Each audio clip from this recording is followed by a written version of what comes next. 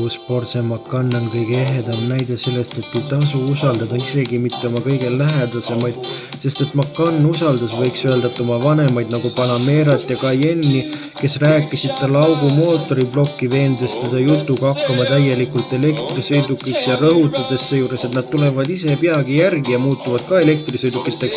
Mine sina Macan ikka esimesena ja Macan võttiski oma vanemaid kuulda ja muutuski nüüd elektriautoks ja läksis oma vanemate juurde ennast esitama, kuid tema vanemad vaatasid teda ja öeldes, nagu eelnevat juttu poleks olnudki, et issand rumalukke, mida sa ometi endaga teinud oled, ikka oma mootoriga peaks mõtlema, aga sul seda ju ka enam pole, ulistades seejärele parajad sõimud oma V8-tesse edasi.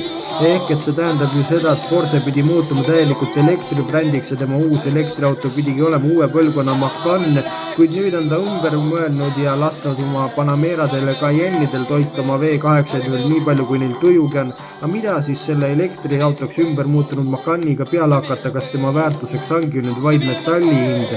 See selgub algavas naisluksele proovisõidu saates. Tere tulemast taas kord kaasenema. Mul on seda valus öelda, aga ta on tõesti ikkagi üsnagi ilusa disaini koolimata sellest, et anda elektriauto ja tal on olemas 20–22 tulised valuväljed ja olemas tal 3D logoga Porsche märgid ja eraldi pagasruum on tal olemas eraldi mootoriruumis, kus kunagi oli V6, aga seal on nüüd 85-liitrine lisapagasruum ja muidu on tal pagasruum 540-liitrine.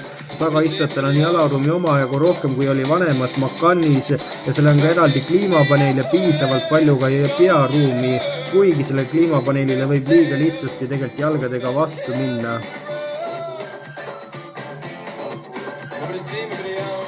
Ja interiööris on tal olemas nüüd 12,6 toline digitaalne näidikupaneel, 11 toline multimeediasüsteem koos 11 tolise kaasreise valikulise paneeliga. Need kõik on väga hea graafikaga, väga kiired ja olemas tal eraldi kliimapaneel, eraldi 21 kõlariga helisüsteem ja väga palju häid materjale saab valida, kas kunstnahka, nahka või alcantarat. Ainukene asi, mis seal kehv on see, et tagumised külgmised turvapaljad kuuluvad millegi tõttu hea raha eest lisavarustusse.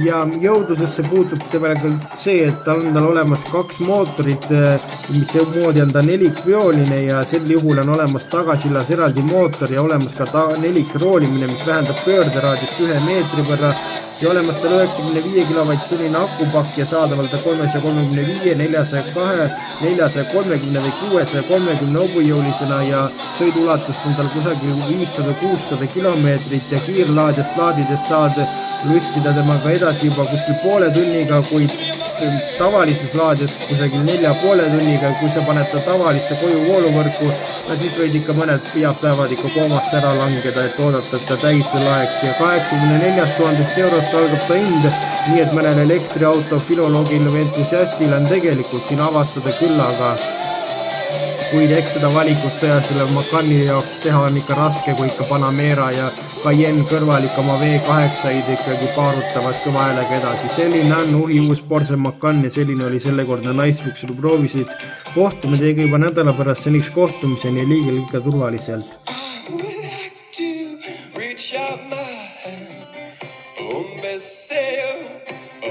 Tell you to run.